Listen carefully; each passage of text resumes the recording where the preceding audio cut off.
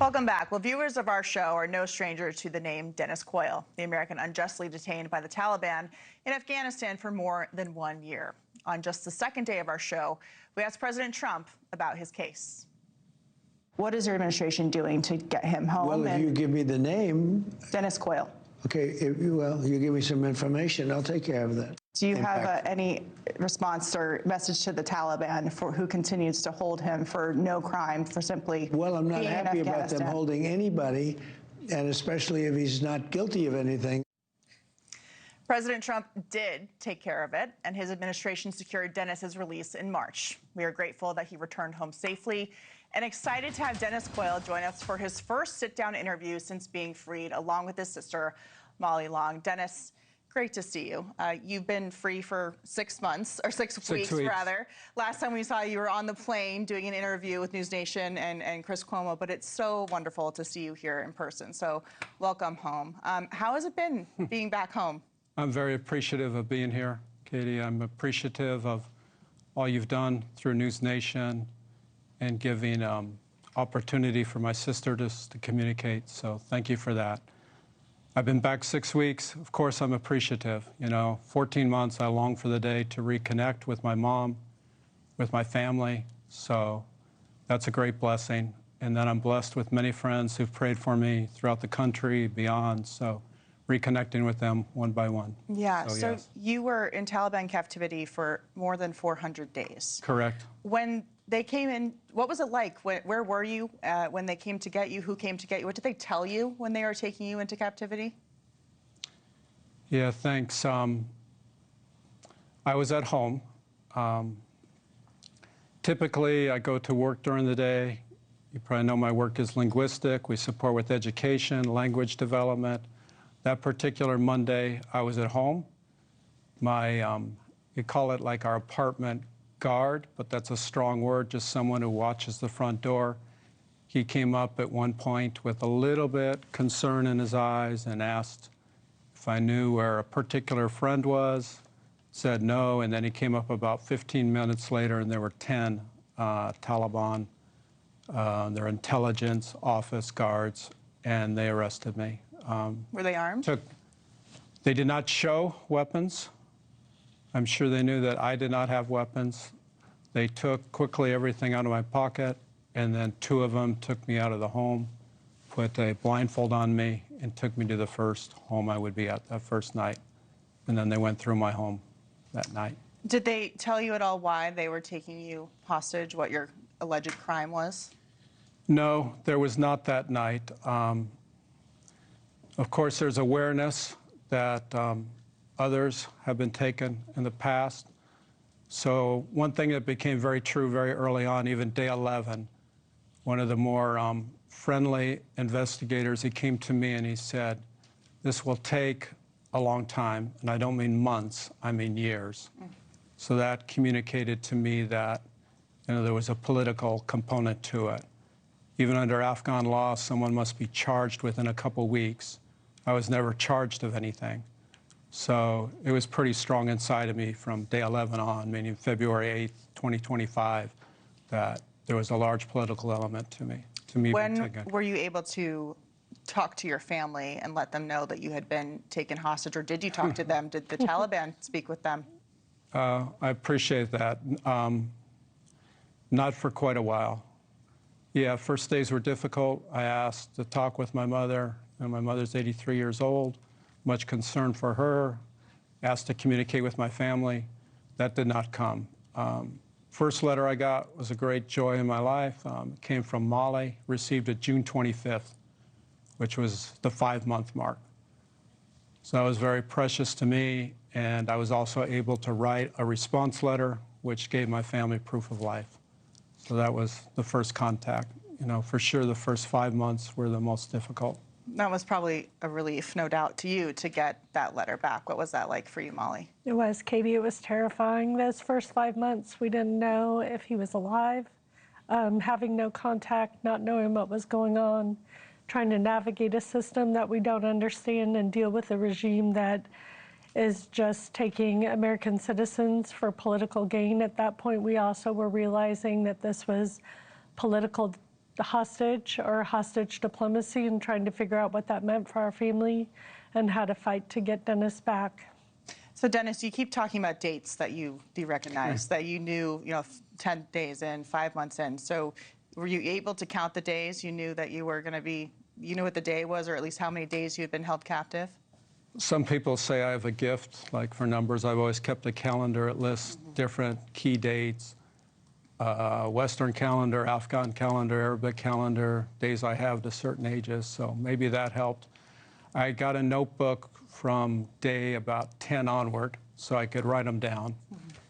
Went 100+ days without notebooks or books, but by that point it was kind of routine in my mind. So yes, the guards at my last place were quite kind. There was one day where I was walking in the sun. The guards were talking with each other, what day is it today? And I told them the day, and the cook goes, well, what's going on here? We have mobiles. This guy doesn't have a mobile, but he tells us the date.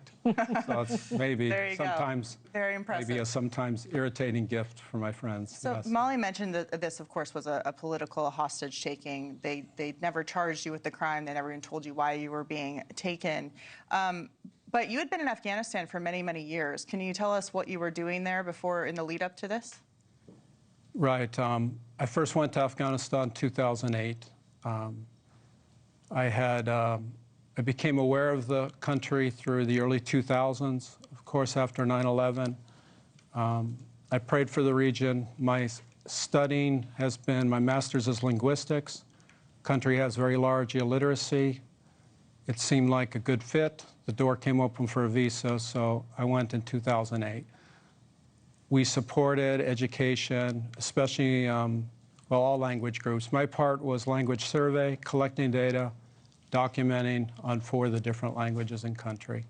So that's my part. That part remains ongoing, hopefully with more reports to write. So when you were still in captivity, Molly came on our show and told us about your situation. Can you tell us about how you were treated in captivity? There were serious health concerns from your family about your conditions. Can you talk about the conditions that they kept you in? For sure, I appreciate it. The first days were more difficult. There were strong questions, threats. In the middle, I was moved to a full jail for 53 days. That too had challenges. The room was very small, 6.5 feet by 15 feet, up to 3 or 4 people. Yet the relationships, particularly with the other prisoners, was positive, with the guards. From July 15th on, I was moved to a house. In the house, there were, in the basement, there were 4 different rooms. We were kept in isolation, meaning, I wasn't able to communicate with other prisoners. But the room was 15 by 15, so it was large enough. I could exercise. I got books back at that point. I had asked for holy books, meaning the Bibles. Those came to me September 12th. I was very thankful for that. The first communication with the family, first time I could talk, came in October. Time and time again, I knew people were praying for me. I knew my sisters and others were advocating, and answers to prayer would come. My warden was sympathetic to me talking to my family, but his boss was very no, no, no. However, the boss's boss came in about October 20th, a little after that, and he asked, how are your conditions and what do you want? And I said, it's now been 9 months, 270 days. I haven't spoken with my mother. She's 83 years old. It's not the right thing. And he said, insinuating, it's a shame on you that I can't, which is very culturally appropriate.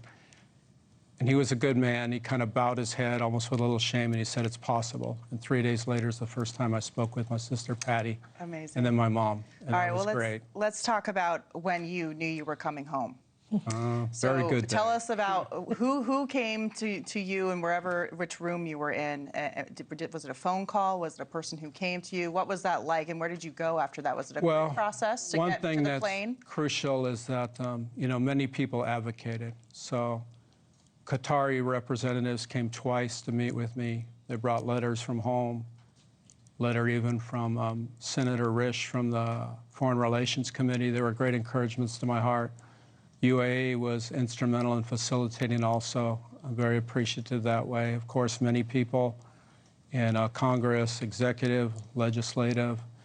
Certainly a big event. The last time my sisters were in Washington, Secretary of State Rubio signed a very decisive action labeling Afghanistan as a country that illegally detains Americans. That was used for sure. My sisters wrote a letter to the emir of the country asking at the end of Eid, which is the 3-day holiday that comes after the month of fasting, Ramadan, to release me. It was very amazing that it reached him, and he signed it on the spot. And I would say that that came from God very much. Here's how I knew. My warden, he would get 3 days off. You know, that's the big holiday of the year.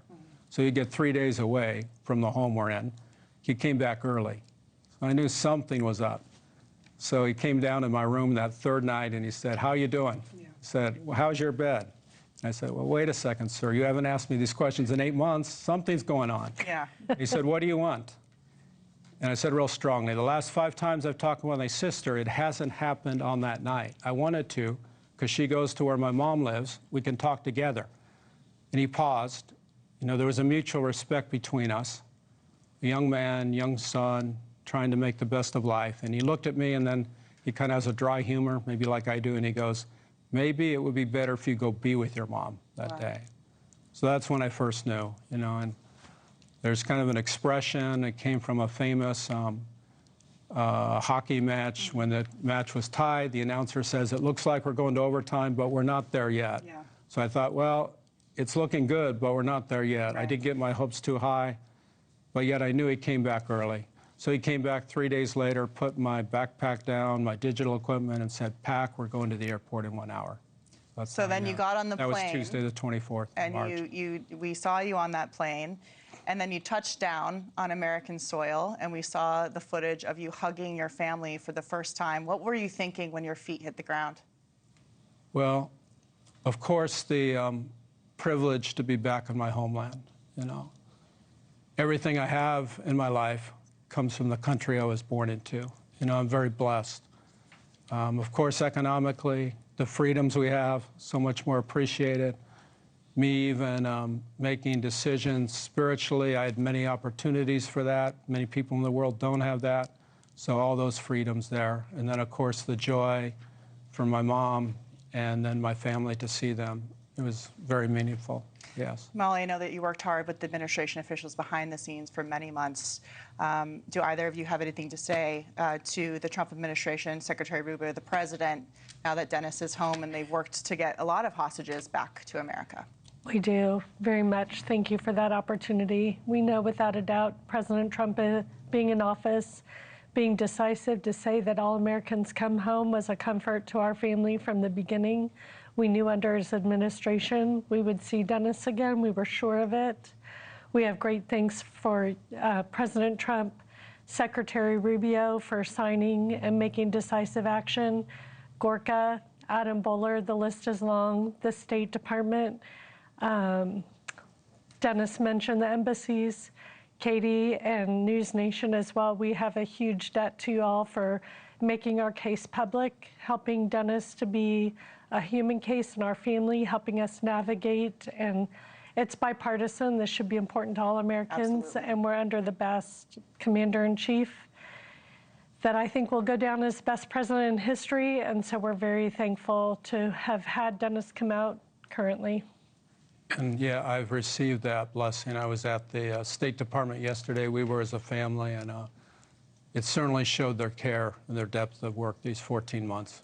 And they do that, you know, for many who remain.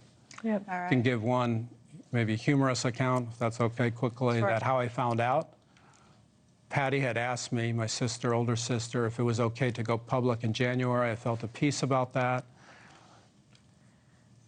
2 days later, the guard opens my door at an unscheduled time. Very unusual. I knew something's up. So he held up his mobile, which he didn't have full permission to do, and he showed me a picture of me, which was on BBC Pashto, and on top of that was a silhouette of Adam Bowler. And he goes, "Oh, Adam Bowler must set you free." And those turned out to be very true words, but that's how I Wow. knew my family was advocating, and I'm very appreciative of all the things that Molly just said. Well, we are so grateful that you are home, that Molly, that your family has the peace of him being home safe and sound, and we're so grateful for your time tonight. Thank you both so much for coming in and talking about this harrowing journey, but it ended well. So thank you so much for joining us. It's great to see you both. Thank you very much. Thank you. Bless you. Wonderful. Thank you for watching. Subscribe below and download our NewsNation app right now on your phone, and you will get fact-based, unbiased news for all Americans.